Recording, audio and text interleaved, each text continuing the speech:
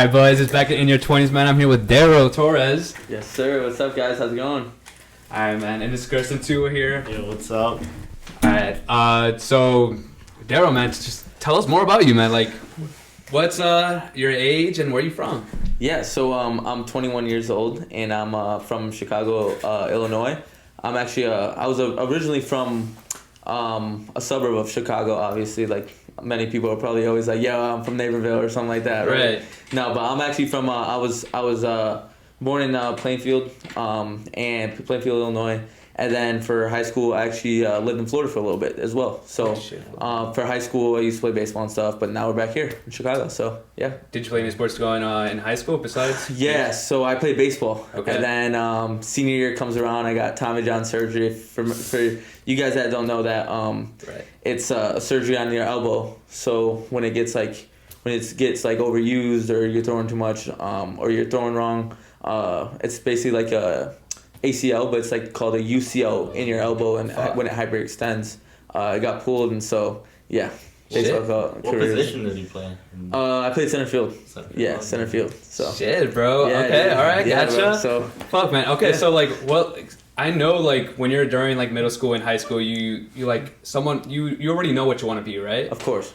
Like, what was your end goal when you were like a middle schooler and like high schooler growing up? Man, I think in middle school even I still really wasn't sure what I was gonna do. I think it was kind of like everything was kind of just still like I was getting new to everything. I wasn't quite sure. Like everybody was like, oh, I want to be this, I want to do that. I kind of still wasn't sure yet. I just knew that like I wanted to be like my own person. I wanted to be able to do something and like own something of my own. Right. Because I kind of my mindset was always that I would go out somewhere, I'd always look around and I'd be like, why can't that be me? You know, I would look at small businesses like this or that, and I always kind of like I said, I would always kind of look at it like, why can't that be me? And did you compare yourself a lot too? Because like we're Hispanic too, we're all Hispanic here. Of course. Just like you, man. Did you compare yourself to like other people saying like, damn, they have more than me? I think when I was in middle school, I was still living in Plainfield.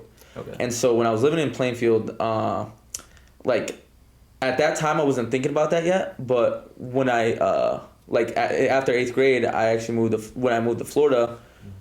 Obviously, like the culture kind of where I lived in Sarasota, Florida. I would say that there aren't as many Latinos or as there kind of were back home here in Illinois. And I did feel that, right? I did feel like it was like I was kind of like the odd one out, right? Like on my baseball team, I was like one of the only like Latino kids, right? Right. And there just really wasn't too much like too many like different cultures of what I was seeing at least, and so that's why I do feel like it was kind of like shit, dude. And we know like you're known for videographing, right? Like that's your passion. We love that shit. Yeah. When did you get started? Like what made you interested? Yeah. So I started my first business when I was 15. It was it's called Fishline Apparel, and it was performance like long sleeve shirts, hats, snapbacks, stuff like that. And I really kind of did that one because like once again now I was like my freshman year, I moved to Florida. I was super into the Columbia like PFG, like you know those like long sleeve performance ones, but they were super expensive, you know. And like my mom was working 4 jobs at that time, just to make sure like everything like that she can do was like for me. And so I kind of was like, okay, well I really like that, like the stuff, and I started to realize I really like just like nice stuff. And I was like, let me take it upon myself. I couldn't work yet. I was 15, so I was like mowing lawns. I was like picking weeds for like neighbors and stuff. I was doing a whole bunch of stuff like that. Came up with $95, and with the $95, I bought my first 4 shirts, sold them right away, and then next thing you know, I had a huge order in, and now we had like during that time we had about 500 units across the country, including like Venezuela, Puerto Rico, Hawaii, everywhere. Like I would drive across the street and I'd see like somebody at the gas station wearing my shirt that they bought from me. So you started at 15, no? 15 years old, yeah. Damn, so dude, it was definitely surreal, and I think from that moment I really realized that like I can do this, and it kind of gave me a taste because, you know, I got to see just like not obviously like the massive results, right? But I got to see a little bit that gave me a taste and like kind of let me be like, okay, I'm capable of doing something like this. And then I was trying to juggle that with baseball as well, because like I said, I was playing baseball, and took a break on that. Really wasn't doing that much anymore. And then from there, I was I went out and was playing baseball, whatever. Got the surgery, done with baseball. So after when COVID came around, I moved back to Chicago, because my dad was living here as well. So I moved back, and I was like, I had really good experience like doing what I was doing with the fish line stuff, and like with my first business I started, I felt like, okay, like let's try to get something like that again. Like I love the clothing brand because I love just like thinking of new ideas, like on the creative side. And from there I was like, well, let's start something else, and it's called Verified Clothing Brand. So that didn't go as far as I expected it to be, but like what I knew for myself is that I always kept pushing, right? Like there was other stuff I was trying to work on, right? So like drop shipping stuff that like I'm like up to like midnight learning, and then I'll start it, and then I'll lose like say $200-$300, right? But like because I'm just so like eager to learn, I'm so eager to like want to do it, and like I look back at that now and I'm like, yeah, maybe I shouldn't have done that, right? Yeah, dude. But now it's like kind of like I got into like just doing a whole bunch of more different businesses, and when Verified came along, I was able to do like my first photo shoot for it, and I was kind of looking for people. So there was a girl that I knew from Florida, but she went to U of A, right? University of Arizona. Yeah. And so she was a little older than me, and she was always super cool, always supportive of me, and like that was like I just hit her up out of nowhere. I was like, hey, I'm looking for models. I knew she knew a lot of people. I think she had done modeling too previously. And I'm looking for models like for my clothing brand. Like I'm willing to give you guys this free merch, and I'll come out to Arizona to you, like just whatever.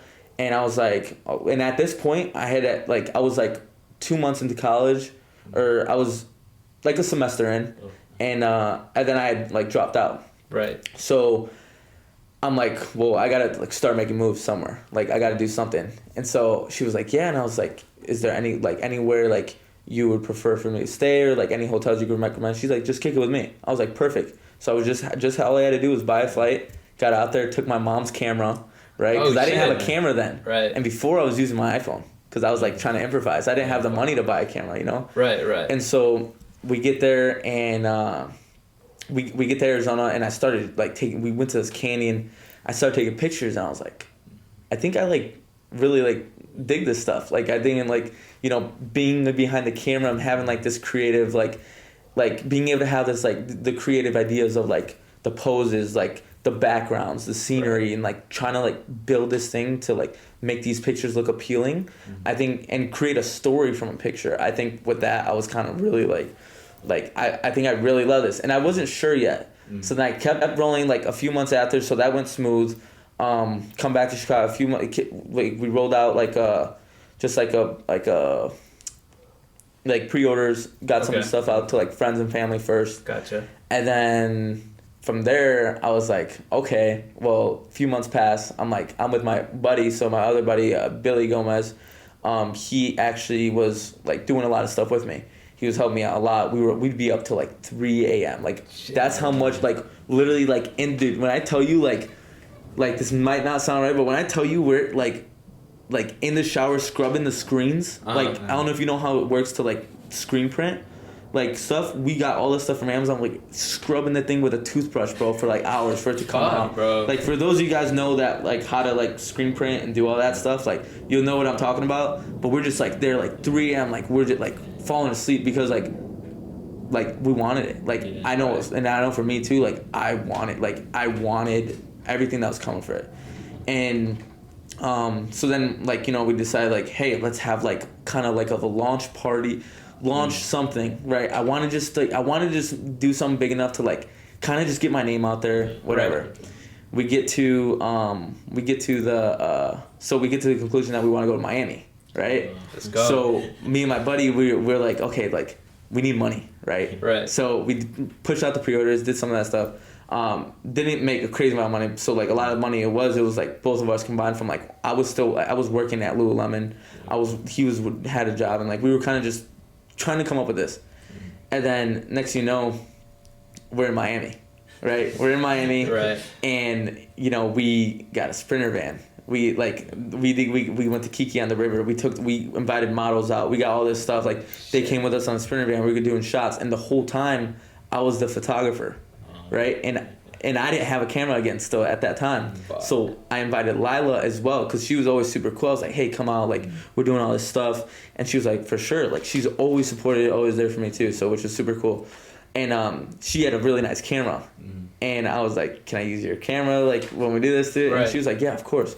And I think that was the moment. Like, we rented a studio. So we had the Sprinter van for like really nice Sprinter van for about like, I want to say like 3 hours. And how old were you at this point right now? At that point, I was 19. 19. Yeah. Oh shit, bro. 19. You were doing all Yeah, this already. 19 years old, or 18, 19, and we were out there. And my thing was, I was 19 and I didn't have a fake, right? Oh, okay. And so we're going to Miami, right? Obviously, it's like, okay, we're kind of like Lila's 21, a couple other people, like they're 21, but like, so anyways, we're in the Sprinter van. We go to different locations, like, right? We go to like the art district in Miami, so get really cool pictures, like, and it was cool because I felt like I was like directing the whole thing. I felt like I had a lot of like creative like inspiration behind a lot of that because, you know, I just tell the driver, hey, like take us here, take us there, because I kind of knew the scenery spots. We would do our research beforehand, and then we got to a studio, which was like our last stop before dinner. And when we were at the studio, that's the day I realized like I'm gonna do this camera stuff. I'm gonna do like this video production stuff, like photography, videography, all that kind of stuff, because it was like in that studio, like you hear the music in the background. I have like all like creative control, like all this stuff, and it's like I get to like turn nothing into something almost. When did you see like your first major like success, or like that point you were just like, fuck man, like I'm making fucking views, like I'm doing something, I'm doing noise. And the thing was is that, you know, we were making noise. Don't get me wrong. We were making noise.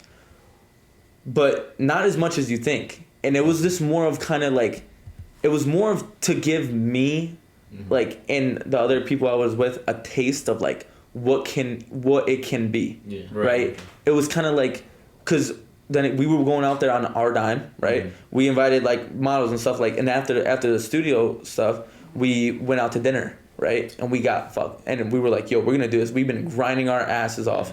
Like, we're going to go to Kiki on the river. We're going to take a Sprinter van. We get there. They're like, let me see IDs. I didn't know. Fuck, right? Bro. I didn't know that Kiki, because at first I thought it was just a restaurant. We get there. Apparently, like, it's huge. Like, Drake's been there before, Travis Scott, like, a whole bunch of big artists. They go there. Like, and it turns into a club after a certain amount of time, or after like 8 p.m. you have to show ID, or 9 p.m. you have to show ID. So we get there and we're in this big Sprinter van. Imagine like one of the nicest Sprinter vans you could see, Mercedes Sprinter vans, and there's like a line of people. But we had already made the reservation. So I'm there and I'm kind of like, all right, like let's turn this like businessman like act in, right? Right. Like let's change this personality around real quick. And so we get there and I'm like, okay, I'm trying to come up with something. And then the manager comes out. I'm like, hey, like, you know, my manager, I don't have a manager, right? I'm like, my manager booked this for us. Like, I'm with all these people. I'm like, we're just coming from like a photo shoot, like doing all this stuff. And he sees it because like we made a big scene because it's a big ass black like Sprinter van. Right. There's like girls in there. There's like a whole bunch of other, like my buddies in there. Like there's drinks, whatever. And they kind of look at it and they're like, okay, like, come on. And I was like, and that moment too, like you really I really realized that like it's not like it's like people are so judgmental of like they see that and they'll just let you in. Right. But it was kind of like I got a taste of kind of how that's like, and I'm not saying that like I'm doing all this because I want that. No, not at all. I'm just saying I got to like really see like how differently you get treated if you have like something of like power, right? Or something of like money or status or something. And it was crazy to me because at that moment, and then like when we were in there, dinner, whatever, 13 New York steak strips all around for everybody. Fuck. We covered it. Like, and at that moment, I think it was like, fuck, bro. It was like, at the end of that night, I was like, do I want this to become a reality, right? Yeah. Do I want this to become reality? Do I want to make this like my lifestyle? Do I want to like be able to, and not just for that, not just for the nice stuff, but do I like, because with that comes like, that comes with something where I can provide for my family, right? I can provide for like my people. I want to be able to do that. I want to be able to give my parents like everything, you know. I want to be able to like help anybody out in any way I can. And like I said, it's not just because of like the Sprinter vans, the nice dinners, all this stuff, but it's because like I want to do it for myself because, you know, I know I'm capable of doing it, and I want to be able to provide for my family. And so in that moment, I really did that. Like, to answer your question, that's when I realized like, okay, so now it's like I got another taste of kind of like, okay, like maybe I'm getting a little closer, right, to like my goals and stuff. And so that's, you know, that I feel like that was a huge stepping stone to like what I'm doing now, you know? Right. So that was in 2 years, right? You're 21 now, so like that was 2 years ago, right? Yeah, that was within about like 2 years, a year and a half. So shit. Yeah. Dude. And I know like a little back of like your history, like you also videograph for like some, you know, big names too as well. Yeah. If like you want to mention them or. Yeah. So I was a video. So after the verified stuff, and when I kind of decided I wanted to be a videographer, right, kind of full time, and like, you know, really take that seriously. I was actually. Let's see. Yeah. So I was in. I was in Chicago. I get Instagram DM from one of my buddies, older buddies from Florida. He's like, hey, because a lot of my friends went to Florida State. Oh, nice. So he's like, hey, like, you know, I know this guy, whatever, like, they need a videographer for some reason. And it ended up being because, like, one of the videographers on their team was sick, or he had to be out. He had, like, a family emergency, something like that. And I was like, all right, well, you know, shoot me over his number. Let's talk. Let's see what we can do. Because I'm in Chicago at this point, and they're at Florida State. Right. They're filming a video for Florida State. And for you, those that don't know, the Boys 98, what they do is they travel pretty much every single week during the fall and the spring to different colleges all around the country. You know, rating the frat life, the nightlife, like all that, like the sports, like the football games, basketball games, stuff like that. Right. And that's pretty much what they do. So they were at Florida State that weekend, and I get a phone call from one of the guys, and he's like, hey, you know, we're looking for a videographer, like, whatever. He's like, you know, we just need him for, like, this weekend, whatever. Are you in, like, at Florida State? Because they were assuming it was going to be somebody locally, right? Right. Because at this point, I want to say it was, like, it was Tuesday, and they needed somebody to film, like, Thursday to, like, Sunday, or, like, Thursday to Sunday. Right. And it was Tuesday. I'm in Chicago at Florida State. They're like, I'm like, okay, great. Like, how, like, you know, at that point, I was willing to do anything. Like, I was like, yo, let's do that. Like, I'm trying to really, like, get my foot in the door with this video stuff. And I was like, I'm gonna take whatever I can. But then he was like, hey, like, unfortunately right now we don't have the money to, like, fly you out here and do it. We were expecting somebody to be, like, locally. So I'm like, I'll give you a call back in 10 minutes. Let me see what's up. Let me see what I could do. Like, I had done a job before that, made a little bit of money. And at that point, I was putting everything I made, like, right back into everything I was doing. So right. I was like, all right, called him back within, like, 5 minutes. I'm like, hey, like, I'll do it. Like, I bought my own ticket to go fly out there to do a gig, like, for free. Like, I paid, it was, like, just like an investment. So, and myself. Gotta lose money to make money, right? Exactly, yeah. So did you, like, have you heard of them before you? It was funny. So, like, my girlfriend, like, had watched, like, a little bit of them before. And I kind of would see them, like, on her TV. And, like, I heard a little bit, but, like, nothing crazy. Okay. And then, like, when they kind of did it, then I looked up their YouTube, and I was like, oh, okay, like, they do look a little familiar. And then that's kind of, like, too, where I was kind of like, okay, I know the concept that they were kind of going for. Stuff like that. And then, from there, I took a flight to Jacksonville because there was, like, all the flights to Tallahassee were way too expensive. And then it was a little cheaper to Jacksonville, but I had a buddy at Florida State. He drove 2 hours to Jacksonville, picked me up. Thank you, Zach Sparby. Appreciate you, man. He goes, picks me up, drives me all the way back to Florida State, and then I'm with the guys now. And we're filming everything, and then they said, like, hey, like, next spring, one of the guys is actually gonna be leaving, so we would, you know, we'd love to have you full time with us. And from there, I was kind of like, wow, like, this is crazy, because I was so new into the video stuff, right? And, like, like not like like I wouldn't say like total beginner, but I was still like kind of getting into stuff, and like if I didn't take that risk to go out there, I would have never got that opportunity. I wouldn't be sitting here right now, you know? Right. Like I wouldn't be able to like make the connections I did when I was with them and doing all this stuff, meeting all these people, and I'm just super grateful that, you know, I took that risk, and and then from there, you know, we was in the spring we went on about like 6-7 week tour to a whole bunch of different colleges, back to back to back. You know, we're filming, we're editing, like quick turnaround time. So it's like really was like a lot of people do think like, oh, we were kind of just out like just partying every single night, stuff like that. But like it was a true grind. You know, like we were working countless hours, like trying to meet deadlines and stuff. So yeah. Since working like so many hours and all that stuff, dude, like what happened with your mental health? Like how was your mental health with that? Yeah, you know, it was. I would like, if I'm being completely honest, you know, it wasn't there. It wasn't like there? it wasn't there. Like it was hard to find like time for myself. It was really hard to find time like to do things that I wanted to do.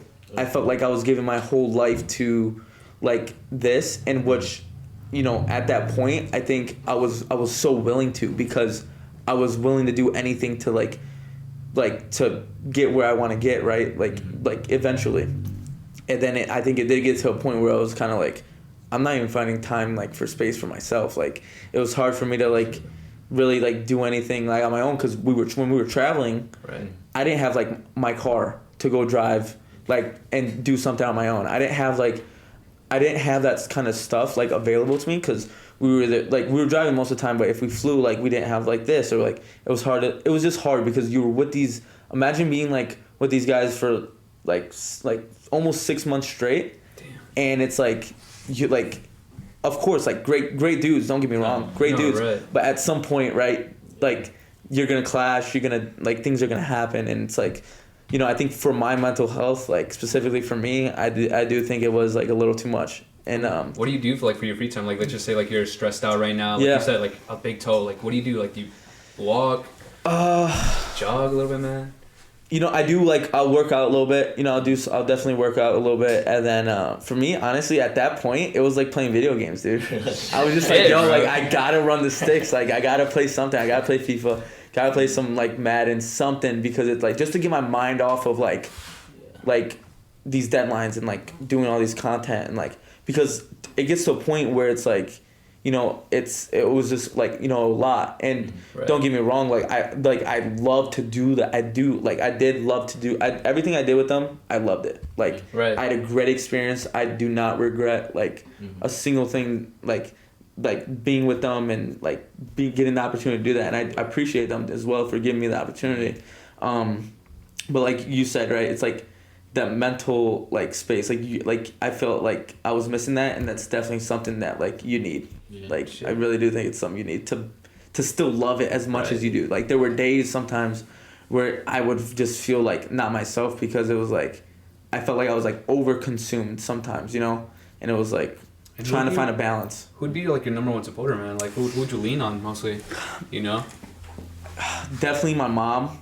I think seeing her like push through like everything and every obstacle like she had, like working 4 jobs in Florida, like I would see her like busting her ass. Like I'd have to pick her up from like school, like, or from work at like midnight on school nights, like when I was in high school, because like she would literally work like her day job, and then she'd go to 2 more after that, and then like a night shift, and then I'd like go pick her up and come back, and like I'd have to ride my bike to school sometimes, or like she would, and I felt bad because I'd have baseball, it was like way further, and I had to get there because like a time thing, and she would like ride her bike from like to work and back and stuff like that. And it was like, I think really seeing that, it was kind of like, if she can do it, like she knows like how to like give me more comfort. And also my brother was helping me a lot too, you know, so he was always you know, there for me and stuff. So, you know. Does your mom speak like English? My mom speaks broken English. That's why. Yeah. You know? Okay. Yeah. No. So she speaks like, my mom speaks really well English. Okay. So you know, we definitely communicate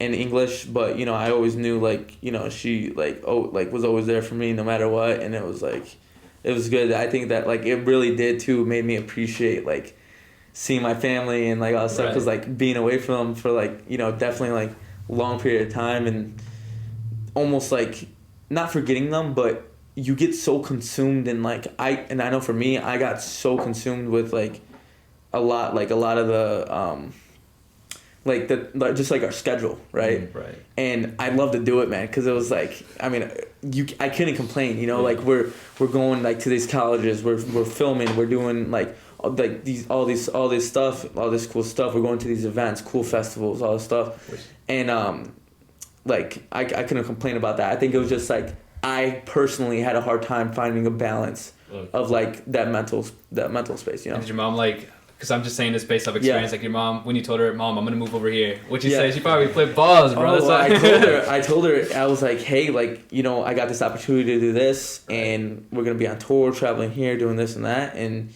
she's always like been supportive of me. So you know, man. She's like, although like you know, like, cause when I lived in Florida, I only lived with my mom. It was only my mom and I. So it was like I think like doing that, it created like a really like deeper bond for her, like.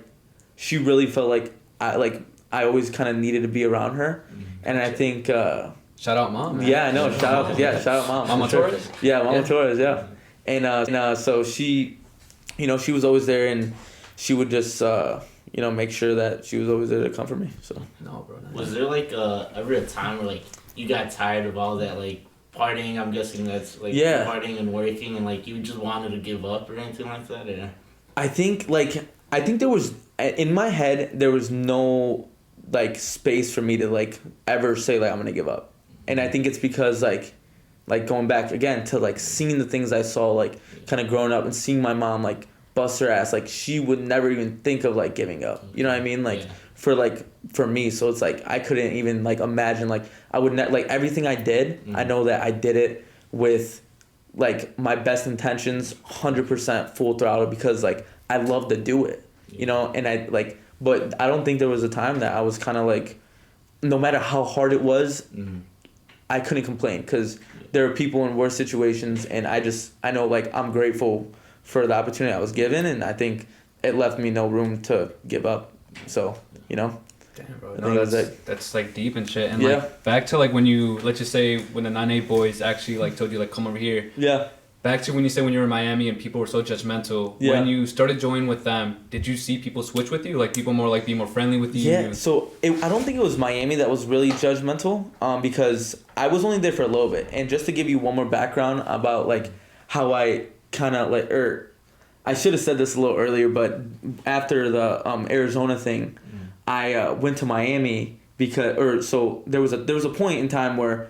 It was very slow. Like I decided when I told you I decided I wanted to do this whole video thing, like it wasn't like there was definitely like a period of time where there was nothing going on because like I just couldn't get clients. Right. And I was out of school at that time. I was working at Lululemon, so I was working in retail, and I was like, I need change. Like I need some type of change because like if I stay in the same spot I'm in Plainfield, Illinois, I'm not gonna go anywhere. Right? I need some type of change. I need to get out there and whatever. So this is all literally within like 24 hours. I'm on my Instagram. I see this networking event out in Miami. You guys probably seen those. You're probably like, man, maybe it's cheesy. Maybe it's not. Maybe it's fake. Yeah. Maybe it's bullshit. Yeah. Maybe it's legit. Right? And I took that chance and I'm like maybe it's legit. Right? And I took that chance. I'm like, maybe it's legit. I call my mom. That's when I told you because we, you know, earlier. Right. That's when that I was like, hey, like I don't have much money, right? Because I had literally just got a really like nice camera, and that's why I was using the retail to money to buy myself that camera, the equipment, all that stuff. So I have my equipment now, but I don't have like any money, and I'm like. And I know my mom was always there to be supportive with me and stuff. And my dad was always supportive too. I think he just had a little bit of a different mindset. Of more kind of traditional, right? Of like going to school, doing all that stuff. So, but you know, now, you know, he's seen everything I've done and he's really happy about that. But going back to my mom, so she gave me $100 to get a one-way. So I told her, like, I saw my phone. I'm like, hey, like, by chance, like, you know, like I could just get a one-way ticket to Miami. That's all I need. One-way ticket. Like, I'm not going to ask you for any more money, whatever. Like, we get the ticket and I fly there. With like $25 in my bank account, dude. $25 in my bank account. I just emptied it on a camera, everything. But like at that point, I'm like, I gotta make this work. when my buddies when I lived in Florida, he lived in Miami at that time. I'm like, hey, can I stay at your place just like for a little bit? I just need something. I'm going to this networking event, and he was super cool. He actually ended up going to the networking event with me, and he let me stay there for a couple days. So he's like, yeah, you can stay for like 2 days or 3 days, but he's going back to Venezuela. And after that, he's like, you know, like, unfortunately, I can't help you, you know. But, you know, shout out to him too, because like all these people along the way that helped me, like supported me, like to get to where I'm at, like I'll always be appreciative for that. And so we get there, and the networking event was on that second day. Okay. So on the first day, like we get breakfast, whatever, like I'm fucking down now. Like I got like $10 in my account now. I'm like, shit. We get to the second day, and you know I just don't have any money in my account, right? Like, right. And you know he would help me. So one like day I woke up, he brought me a fucking empanada, right? I was like, holy shit! I was like, bro, thank you, bro. Like I need this shit, you know. So I get to this networking event, and I meet this dude named Kevin Revo, and I'll say his name because you know without the help of him too, like and he actually owns a really big transportation service out in Miami. So if you guys are ever out in Miami, make sure you look up Reva Transportation, because he'll make sure he takes care of you. And anyway, so he helped me, and I met him, whatever. He was an entrepreneur too. He started young, and he kind of saw my drive. And all I needed was for one person to see like just like that I want to be there, that I want to do this. So that one yes, man. That one person. And I told him, I'm like, hey, like, you know, like any work, like anything. Like I told him I'm a videographer, I do photo, video, whatever. But like, I just need to make money at this point now. Like it wasn't even really about like the video, photo stuff. And so, you know, he was like, you know, kind of just, we were talking more. He's trying to like feel me out. And he was like, I think he gave me his business card. And he's like, meet me, or he said, I'm going to shoot you a text. Meet me at here, at whatever time in the morning. It was early. And I was like, all right. And at this point, like nothing to him, but like, I didn't really know what was going on. I was just kind of like, I got to take advantage of this opportunity and like, let's see what happens. Whether like I end up in a ditch or like whatever, like shit, I had to take it because I had to, like I had no other way to make money. And so, I meet him, I take an Uber, I meet him at like the spot, and he gives me a car, like a real, like the big black SUVs and stuff, to drive his clients. And so I'm like, okay, sweet. So like now I have a car. He's like, I'm like, now I'm driving, like I'm actually doing like driving services stuff. Yeah. And so I'm like, any way to make money, right? Right. And so now I have this car. He's like, hey, take the car, like whatever you make, whatever, like I'll pay you. And the first day I have the car, I want to see it was the first day. I'm doing like Lyft or whatever in the meantime, because what he does is like, I think it's like he'll do like he does car services obviously, so like Lyft, Uber, whatever. And so I'll do like Lyft, and then he also had clients, like high like clients that he would like work with, rappers, artists, like all these like higher like influential people in Miami. And I get a phone call. He's like, yo, like stop what you're doing. You can pick up Rod Wave and his girlfriend from the airport. Yo. And I think at that point too, I was kind of just like, holy shit, like this is like it was just crazy. And everything when I took that risk to like go to Miami, I was like, I kind of slowly started everything like tumble into like a snowball effect of like, okay, like this is what happens when you take that risk, right? And so what's left without a risk, right? That's what we say, man. What's left without a risk? It's nothing, man. Fuck, bro. It's like, and so then I go pick them up, whatever, take them around, and now I'm like their driver for like the day. And then the next day I think they needed some more stuff, and like I was the driver for the day. And I would do that, and then in between I would if I like, or not in between, but like when I knew I had like time off, or when I was done, but for the most part I was doing it all day, like all day long, all night, like. But there was like, I would do a shoot like for like if it was in the area, if I didn't have any clients or whatever, I like did a shoot for like a client. So he's like, meet me here. He sends me his location. I'm like, hey, I'll do it for free. I'm trying to create a portfolio now. And he's like, meet me here.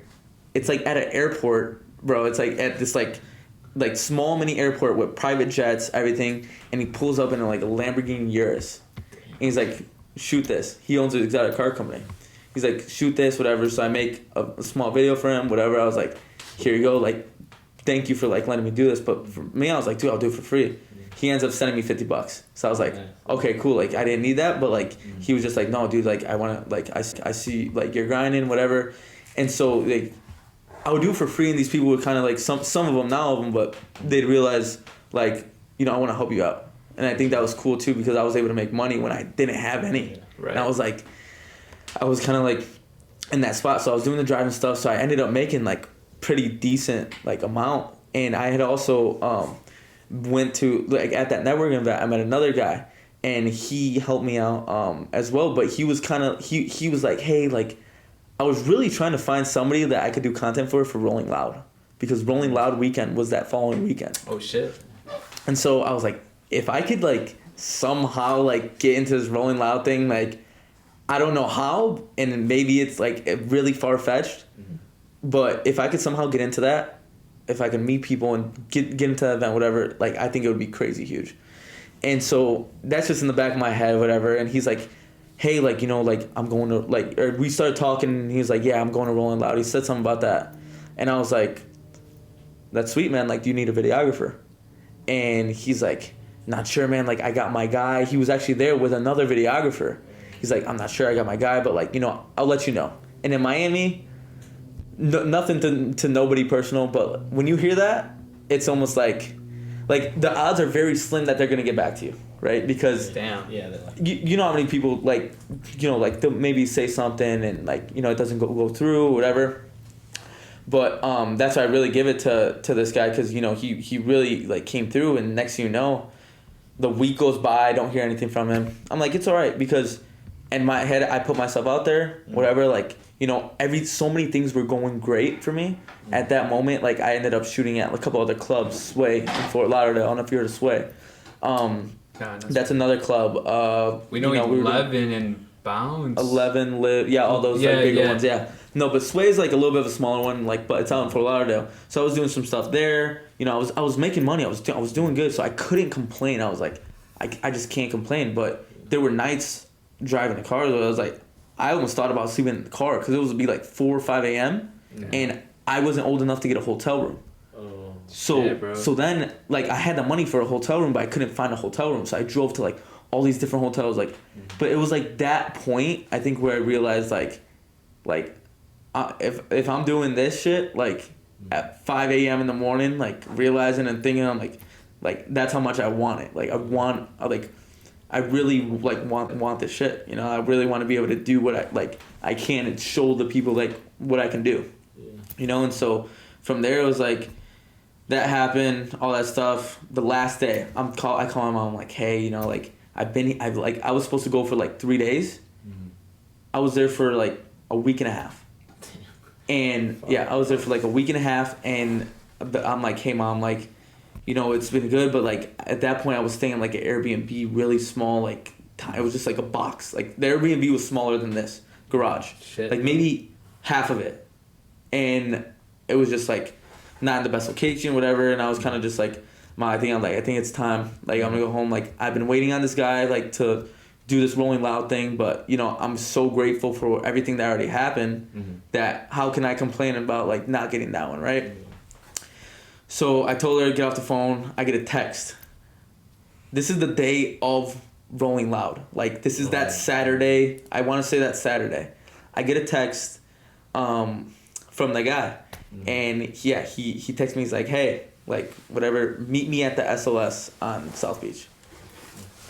And I'm like, okay, what's up? Like, are we good? We good? We got the tickets? Like, are we doing this? And he's like, yeah, let's do it. Let's run it. Let's do it. So I'm like, at my Airbnb, I'm like freaking out. I'm like, holy shit, this is crazy. Like, this is insane, right? So I get to SOS, and the SOS, for a lot of people that I'm not sure if you guys are aware, SOS, like South Beach, it's really well known for having a lot of like celebrities there, and like they have a lot of like people like in the industry, entertainment scene, like they're there, and like you just meet a whole bunch of people. So when I was there, I was waiting a little bit, and then when I got to SLS, met some more connections, which was great. And then he's like, hey, like I'm sending a driver like to you, whatever. Black SUV comes, picks me up, takes me to Rolling Loud. I'm like, bro, like iPad in the back, drinks like Fiji water, like I'm in the back, bro, and I'm like, yo, like this is crazy, like this and take it, like I was doing like small stuff before that, but this is like really like one of my first gigs, like, and going, and I think the most surreal part was like it's like tinted windows, we're driving like kind of backstage because it was a VIP pass, so he sends me the receipt to like show like whatever, and yeah, and it was like, and it ended up being like, let's just say it was a very large amount like of what the tickets were. Let's just say it was more than $10,000. Damn. For these VIP loud club stuff, right? And so anyways, like I get that, and I'm in the back seat, the windows down a little bit, and you see like people trying to like look in the car because like they probably think it's like whatever, but I think it's just like small things like that kind of like gave me more energy to like just keep going, keep doing this, because like I kind of felt like I was just getting a little bit more of a sense, right? Like we've been talking about, I've been getting like more of a taste, like slowly, that like this is getting more real and more real and more real. And then we get there, we shoot it, everything goes well. I made a whole bunch of connections.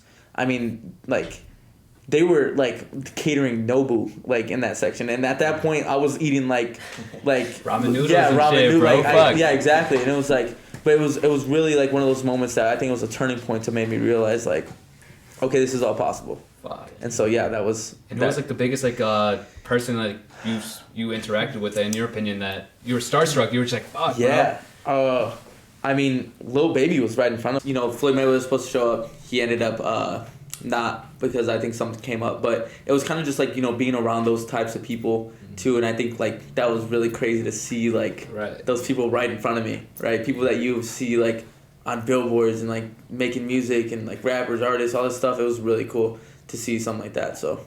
Okay. I know we said like for starstruck, who's like your motivation that you see like on YouTube or on Instagram? You're like, fuck, man, I want to be at his level. I want to collab with him. Like, who's the person you want to collab with? Yeah, I think that like Cole Bennett. It's Cole Bennett, bro. 100%. Like, I think because Cole Bennett is just such like, it's not even like necessarily like lyrical lemonade. I think it's just like his story and kind of how he like came up and like what he's doing now in the space. He's making such a big impact on like a whole bunch of like different videographers, and I feel like anybody really like, and I may be wrong, but I feel like a lot of people take inspiration. Like he kind of really started this whole thing of like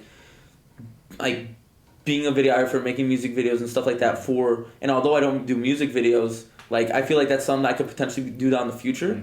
But although I don't do music videos, I think it's just like more of like the way he thinks, the way he comes up with these ideas, and like the way he can like collaborate with like artists and stuff like that. I just find that really amusing, and I think it's really cool the way like he's got his whole like shop set up, and like what he's doing too. Like I think it was what was it like he's done collabs with Nike and stuff like this. Like he's like to like do I think it was like something like he did a collab with them to like have like not like a film school, but like a class or a session or something like that with like just creating stuff. And I think it's super dope, like when you can create, because when you create, you're, like I said, you're turning nothing into something, right? You get to see like it like evolve into something bigger, right? So I think that's why I really do like love Cole Bennett and love what he does, and I do definitely look up to like the stuff he's done, and he's from Chicago as well, so of course, kind of seeing that hometown hero is like it's really dope, Shit, dude. Well, so, like I know, like back with the 9/8 boys, you said collaborating with them. What was like when you kind of like started working with them? Did you feel like the pressure on you? Because that's like a big name, right? That's like at first. I think I did feel like the pressure was on because these deadlines, right? Yeah. So we were having to meet these deadlines, and it was like, okay, so most of the time it was like Thursday, Friday, Saturday, we're out filming, partying, out late, like whatever, because we're getting content. And then Sunday is our travel day, right? And then Monday we'll get to we'll get to our Airbnb, get settled in, go grocery store, and you're just worn out. It's like, it's almost like you want to have a day off, but you can't because you still have to be like efficient and like doing like you have to at least do something on that Monday, and then you had like that Monday if you could fit it in, and then that Tuesday and Wednesday to edit like a whole 25 minute video, like to get ready to post it on Thursday, and then do it all again. And so it was like the time crunch was like really small, and it was like I did feel pressure at first to be like, oh my god, like I really need to get this video done, because obviously like when they have a schedule and you're trying to meet these deadlines, I don't want to be the one to fuck it up, right? I don't want to be the one to be like, oh damn, like well we're late because of me, right? And like I said, I wasn't really in that YouTube space. I really didn't know how to at that time, like that first week into the first week and the second week, I really wasn't sure like how to edit on YouTube. Like there's ways, and now that I know and I've learned, like there's ways to catch like users' attentions, right? Like attention, and like whether it's with cuts, whether it's with like speed, like there's a whole bunch of stuff that goes into it. But I didn't know that then, so I was like, I felt that pressure. Then like going out, it was just very different because it was always like people were always stopping us because like they want a picture with the guys or like, and that stuff like I wasn't really used to. But seeing that was, you know, definitely a cool experience because it was like, you know, I got to like feel like, you know, we were doing something right. If like stuff like that was happening, and, you know, getting like, you know, VIP access to clubs and bars and just about everything, you know, like, so even like during the summer we went on a festival tour, so we hit up EDC, like we were gonna go Rolling Loud and then ended up not doing that, but we went to EDC, like Gov Ball, a couple other ones, and then EDC, it was like stuff like that where we got like artist passes, so we're up like at the artist lounge, right, and you have like that's where the DJs hang out, the trailers, so like Tiesto's like trailers up there, like you're walking right past it, you're like all these people, and I'm actually up there with one of the guys I was working with, and we're filming whatever, and Ian Dior like walks right behind me, and like he's just like right by my shoulder, and I look over, I'm like, oh shit, like that's Ian Dior. Yo, like he's literally like touching my like shoulders with me, and because I was kind of looking around, and I was like, I started to see like more security guards like going around, like they're like, imagine like a box, right? There's one in each corner, like 4 corners, and they're just like letting him do his thing, but like they're surrounding him kind of like out in the distance. And when I saw that, I was like, holy shit, like that's Ian Dior. Like we were just bumping him like on the way here, right? And being at EDC, I wasn't expecting Ian Dior to pull up, like because it's more like a kind of DJ scene. But yeah, no, he was there because I think he has a song with like Millennium or something like that. I'm not sure, but I think he has a song with them, and so he went on to do something with them, I think. But it's like that was really crazy. Bro. But you get those perks, you know what I mean? Like you get to have those perks, which was great. You know, it was awesome. I know like a lot of people like the Nelk fans and like the Boys of 9-8 and all these other YouTubers, like Logan Paul too. Yeah. Like you see all these celebrities like party and stuff, and they're just like, oh my god, these people are living like luxury and stuff. Exactly. But I feel like people don't see behind the scenes like the hard work ethic. What they had to go through. They had to start from zero to build their empire where it's at now. So it's just like I don't know if you have like any input on that, like the struggles. You know, it looks so easy on video, but in the back, it's just like like you said, you have deadline, you have to work this, you have to work your ass off. I think and getting to that point, a lot of people I feel like thought like I was just like I had the easiest thing, like it was super easy, like all this stuff, and. It wasn't that it was easy. It was like we were still super busy, like behind the scenes. Yeah. Like, we were like, and it was like that's what I was saying. The schedule was very like, very hard because it was like I said, with that Thursday, Friday, Saturday we're out, Sunday travel, Monday, Tuesday, Wednesday editing, and then we're right back at it again for weeks at a time. So it was like, that's what like a lot of people don't see, like that behind the scenes, like the other guys, they're trying to get like, you know, these things like, you know, they're everybody had a role, right? And everybody was doing their thing. And so it was, you know, like just trying to make sure like everything was getting done. But yeah, to get back to your point, it was, you know, like I think like people really don't understand like what goes on behind the scenes. Right. Like I can sit here and try to explain as much as I can, but I feel like at the end of the day, they just think it's a fairy tale. No, yeah. So, no, you go ahead. So like after like being with them, like what other connections did you make after like? So it was actually really cool. So like connections were everywhere. Every single week we were meeting somebody. We were doing something. But I think one of my favorite connections was and my favorite like week I could say that we did was actually with the Nelk boys. So we actually filmed a video with the Nelk boys. We did like I think it was like a 3v3 golf video. And so it was Kyle Forjard, Bob Menery, and Salim. And then Gambles came out there for moral support. Love you, Gambles. All right? He came out there for moral support, but yeah, it was fun time. You know, we had some hot dogs. We were filming. Great video, by the way. If you guys haven't checked out that video, go check it out. It's on YouTube. And it's called 18 Holes Deep, Boys in 98 with Nelk. And so yeah, it was a really funny video actually. But that was like one of my favorite times I think too, because seeing them growing up. Right, obviously, like I mean, being in that whole space, like, you like, you're pretty much like I know I was a fan of the Nelk boys, right? Yeah. At that point, but once we kind of transitioned more into the scene of like the YouTube stuff, and like I kind of transitioned more into that scene, there's like a professionalism that you have to go about things, right? And don't get me wrong, like, I love like all those guys, super great, like, but you know, it's like you see them on YouTube and you kind of don't know like obviously you don't know their personalities like outside of that, but that's what I loved about that is that everybody was super down to earth, super cool guys, you know, like they gave us the time of day to like talk to them and stuff like that, and I think that was really cool and made them separate from like a lot of different other like people that, you know, we met and stuff. So I think that was really cool because, you know, they really like took care of us. So yeah. Dude, it's nice. Like I said, like a couple of days ago, we went to Champaign and we saw Kyle, bro. Yeah. Like I feel like I look up to him personally.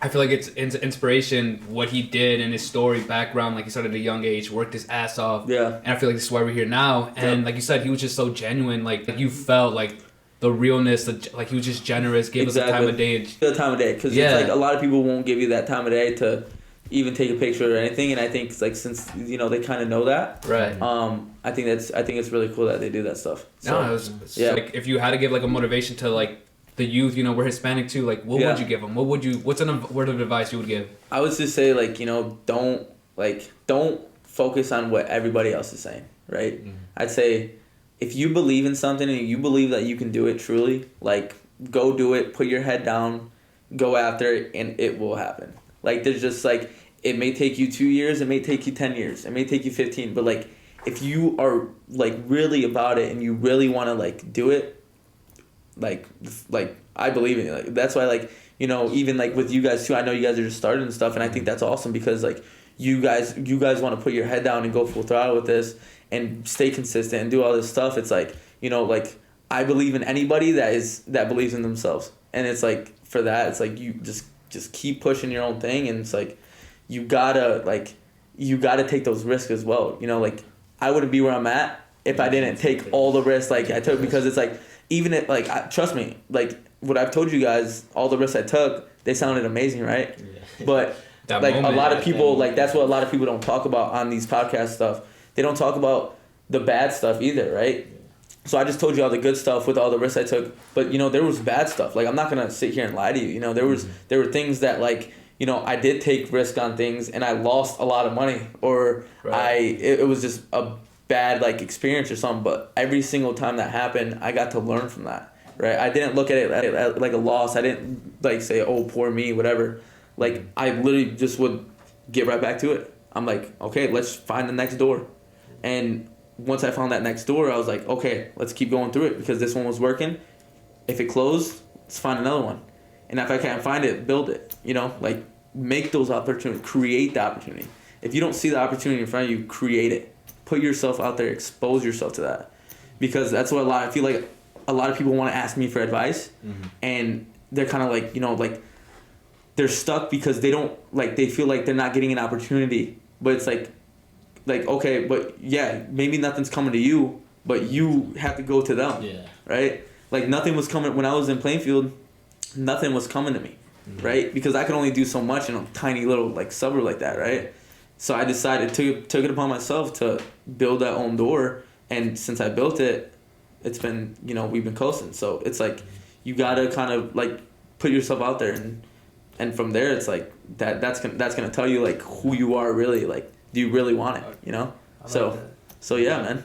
Shit. But yeah, that would be my piece of advice I'd give to, not only the Latinos, but also, everybody else out there that's willing, that has a dream and they want it, like nowadays you can do anything, right? Everything's on YouTube, everything's on social media. Like I dropped out of college, right? I was a college dropout, and I had a lot of people judge me. They're like, oh, you're not going to college, you're not going to school, all this stuff. And I was kind of like, yeah, I'm not. Like I owned it, because I was like, I'm not going to school, but just watch. Like I'm going to do my own thing, and I'm going to like make sure that I'm going to take care of that and get it done.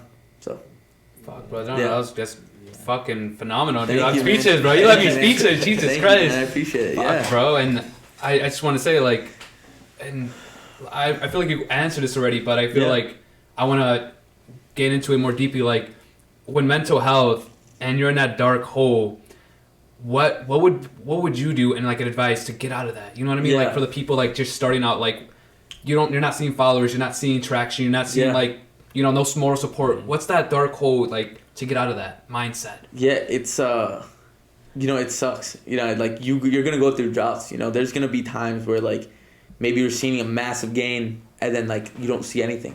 Right. And you gotta like, it's hard because you feel less motivated. You feel like, man, this isn't going the way I expected it to be. This isn't like, I'm not seeing the numbers I thought I see, but it's like, you have to just keep pushing it. It's trial and error. You have to, like, there's like, you think about like, that like, you may think, oh, this is getting so hard for me, whatever, like 2 months has passed, 3 months have passed, 4 months have passed. But like, anybody that started anything, it didn't happen overnight, like right. You have to always remember that like nothing happens overnight, and you have to just keep pushing. And I love to say, like, I like to like have that like as my thing, just keep pushing. I just tell everybody that. I'm like, keep pushing. Just keep pushing. Just keep pushing, because the second you stop and the second like you realize that you're not going to give it your 100%, it's just not going to happen. Like all your hopes, all your dreams of anything, done. Like it's just not, because it's like your mindset is now like has went from like open, right, to where it was, to now it's like closed. Yeah. And now you're just not, like, you're not going to be able to do the things that you were capable of doing before, because now your mindset is closed. Mm-hmm. Like keep an open mindset, and you'll be able to conquer whatever you want to do. Yeah. So. No, it's like I'll tell them, I always say, it's like, if you don't do it, someone else will. Exactly. So I always, when I make this podcast, I'm like, someone else is thinking about this idea, but like, who's going to execute it and who's going to continue? Correct. And to relay off that too, that's why I did really love Miami, because in Miami, it's a city that, yes, a lot of people think, oh, party city, sweet, like everybody's out there to party, all this stuff. But like, there are fucking people out there working, bro. Like, whether it's clean, whether it's dirty, they're trying to get it. Man. Yeah. They're trying to get it. And so when I was in that city, I think I worked 5 times harder, because being in Miami, I felt like there was somebody else doing the same thing I'm doing, right? And if I'm not doing it at 3 a.m., 4 a.m., 5, somebody is doing it in that city. You, man. Somebody is doing it. And so like from there too, I kind of took that in perspective, and I was like, somebody else's work, like somebody is like we're in a race, right? Who's gonna make it to the finish line? Yeah. And there's only a select few that's gonna make it. Yeah. And you gotta just keep pushing. Fucking no, I fucking love that, bro. Yeah. So. Fuck yeah, dude. So I think that's why Miami really did set a really like special spot for me, because I was like, it's like the whole mindset thing, and everybody's like, everybody wants to be that guy, right? Everybody wants to be that guy in Miami, and if you're not working hard enough to be that guy, you're not gonna be that guy. You're just gonna be off to the sidelines and like dreaming. It's like not the grade you mix the hand you shake, man. Exactly. Fuck. Yeah. So I think that's what I'd have to say for that. So. Shit, dude. All right, and then get back to Miami too, like. Yeah. And I'm gonna transition just a little bit. Course, just Miami. Course. What's like the darkest thing you've ever seen over there? Like, what's something crazy you're just like, fuck, I don't want to end up like that. I think it's a balance, right? So it's like Miami. It's like, you're tempted. You get tempted. And it's funny, I actually know another guy out there too that, it's funny because I kind of would like learn from him, and he still doesn't know this to this day, but I would kind of like see what he would do, and I'd kind of learn from him, and he was kind of, he lived in Miami. He had money, right? Not a whole bunch of money. He had definitely, he was well off, right? Yeah. But it was how he balanced it, right? So it'd be a Friday night. He'd get dressed and shit, ready to look good, chilling with his dog. Sick apartment, by the way, too. Right. And like before he's about to go out, he's just like, no, I won't go out. He's like, like he thinks about it, and he's like, yo, like I'm gonna go out, I'm gonna spend X amount of money, right? I'm gonna waste it on drinks. I'm gonna waste it on this. I'm gonna waste my time, right? And then he'll literally like be in his clothes going out, change into like just shorts, whatever he sleeps in, goes to sleep, and then instead of like being bummed the next day and like waking up super late, he's right up in the morning making breakfast, like after it, bro. Sunny Miami, like morning, like just after it. And I think having that balance, especially in that city, is like there's parties every night, right? Like there's no doubt about that, right? You can go out Monday night, you can go out Tuesday night. I know people like out there that do that, and I couldn't do that. Hey, if they want to do that, that's awesome. But I couldn't do that, personally. And like I look at Miami for the other reasons, right? That we talked about, like people are out there, like, and like Miami's the city of opportunities. Like, like people are willing to pay money in Miami for almost anything. Right. So it's like if you want to start a massage company in Miami, you will get clients. You will get clients if you put yourself out there enough, because like people want everything like done for them, right? They want a service, right? They want hospitality. They want something that like if their life could be easier by hiring somebody to clean their house or do this or do that, whatever, they're gonna hire them because they have the money to do that. Right. So that's why I think starting Miami, it's a great opportunity if you are like a businessman or like at least getting like a foot in the door, trying to make some connections out there, because there's a lot of money fluctuating in Miami. And I hear a lot of people too talk about like LA, and like don't get me wrong, LA is dope. It's got a lot of creators, but it's not like people aren't willing to give you. I feel like in LA, people aren't willing as much to give you the opportunity in LA as they are in Miami. Mm-hmm. And there are real hustlers in Miami. I'm not saying there's no real hustlers out in LA, but like I just feel like Miami, it's like it's a little cheaper too, like right than Cali. Obviously, Cali's expensive, so it's like it's a little cheaper. You really kind of like, I don't know. I just feel like if you're gonna start, Miami's the spot. That's the thing. We went to Miami a month ago to film a pod, and shout out Michelle. She let us into her her apartment. Yeah. And like I said, like I saw the people there. They just like they had like the flashy cars, the flashy stuff, but it's they were just like, I don't know, like it was just different. It was I like to say it was exotic. Yeah. Something I've never seen, right? And then I always told them guys, I told these boys, I was just like, I want to move here. Yeah. Because like I feel like I'd rather be the little fish in the big pond. Yep. Because then I learn from them. You know what I mean? Like I get to like leech on them, and then they teach me. Then like be here, and like I'm not gonna say like outgrow the people I grew up with, but like, I feel like I learned what I had to learn, and I want to move out to Miami. Like I said, I don't know what it was. I got hooked. Yeah. I wanted it. I think the biggest thing too is that they know people. Yeah. They know people, because like they could have all this money, like whatever. Like for me personally, like it's like not the money. It's like they know people. Yeah. Like your network is your net worth, and those people was what kind of like you can come across one person that changed your life. Yeah. You know what I mean? And it's like, I totally understand what you're saying, because myself too, like I want to get out to Miami as well. Right. And it's like it's just like the only thing for me, since I'm traveling so much, it's really kind of like I wouldn't even be home. Like if I get a spot in Miami, I'll probably like be there for like a week out of the month, because I'm traveling back and forth all over. But I know what you mean, like, and I think that's really cool that like you've thought about that, because like you get to see that every day. Like when I lived in Florida, I was lucky enough to live in Sarasota. And Sarasota, for those people that don't know, I would say it's a pretty well-off city, right? And my mom and I, we actually, like, this lady that rented out our space, they gave us a break, and it was actually really sick location. But imagine, like, a place, like, maybe the size of this garage. Mm-hmm. And then, imagine a place like the size of this garage, and then multi-million-dollar condos surrounding it.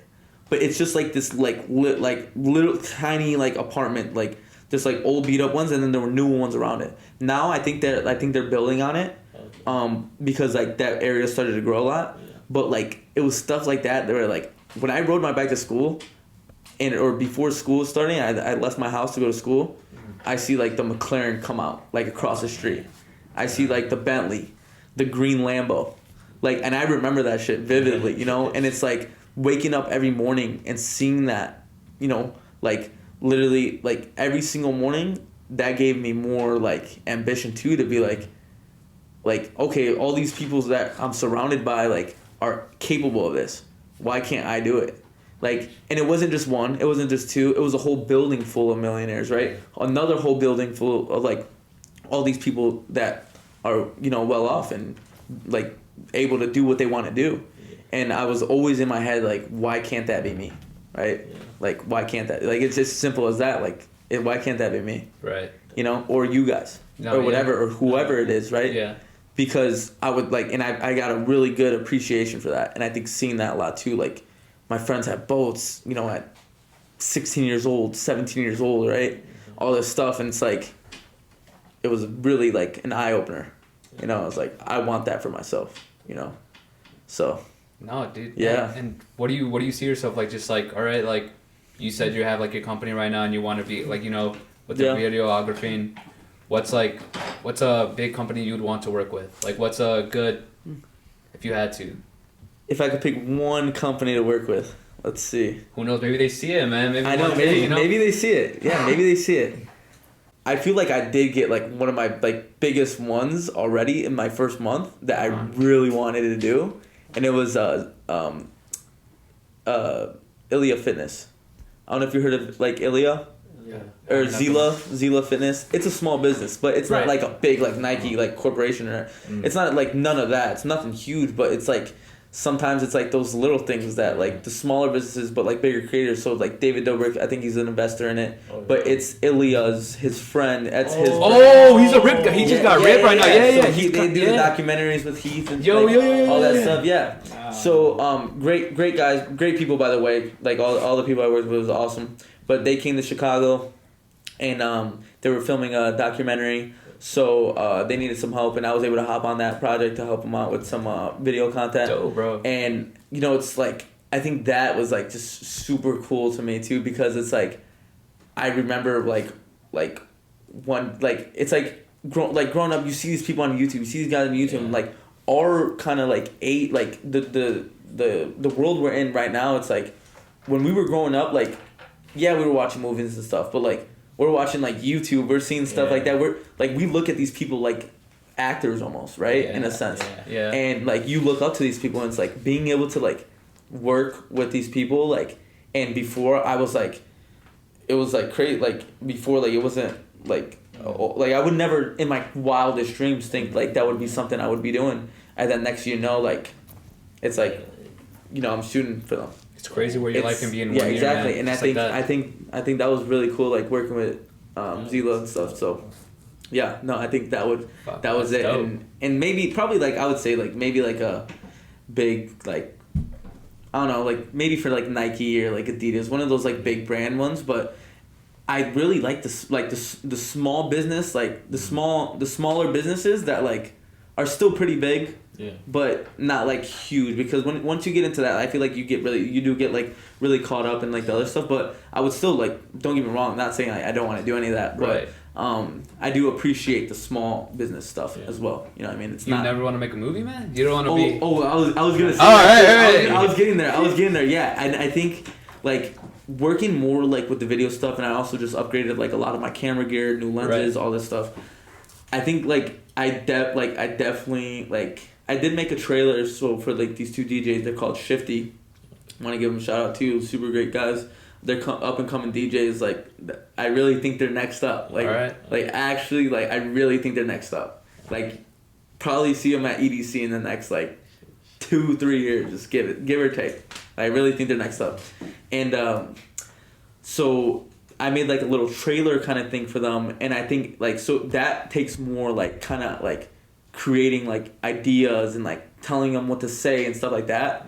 And that was my first time really doing something like that, and I thought like I love that. Like I think that was so cool. Like being able to like script and kind of come up with these ideas that like I said, nothing until like now this short form kind of like trailer kind of thing like to lead to their next like opening event or something like that. And I think that was super cool. And if I could do that like in a long form, right, I think that'd be really cool. And I want to do like documentaries and like short films about like the stuff I'd want to do it about is like the generation that we live in, right? Like how like all these YouTubers are like making all this crazy amount of money and like turning something as simple as social media into a whole like lifestyle, into a career, and like to be able to like do documentaries on like individual creators, I think would be super cool, because all these like when you think about it, you have all these like networks providing documentaries for like Kanye West, right? Yeah. Kim Kardashian, all these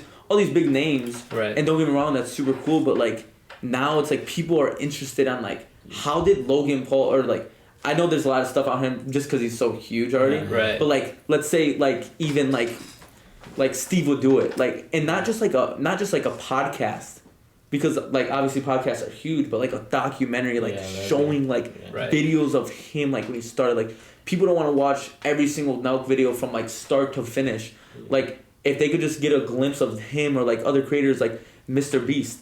Yeah. I have no clue how Mr. Beast even started. Mm-hmm. And maybe I heard something on a podcast, but like that's something that's like to like people would want to see that kind of stuff, and I think something like that would be really dope. Maybe we'll see it in a Netflix film. Hey, maybe. My uncle does work at Netflix. Oh, really? So yeah. Damn, bro. So I mean, maybe one day. Hopefully. Yeah, that sounds like a good ass idea. Yeah. I would watch it, honestly. Yeah, like it's thank you, man. I appreciate it, and I think I'm just trying to grow it in as many ways as I can, and I know it sounds like a lot, and you know I'm doing what everybody's telling me not to do, but I can't help my mind and my creation, like the things that I want to do, you know. So like I'm just trying to do as many things as I can, and just trying to like figure it out. You know, I'm still in the process of figuring it all out, but you know, it's gonna work out the way it's supposed to be. You know? Shit, man. So.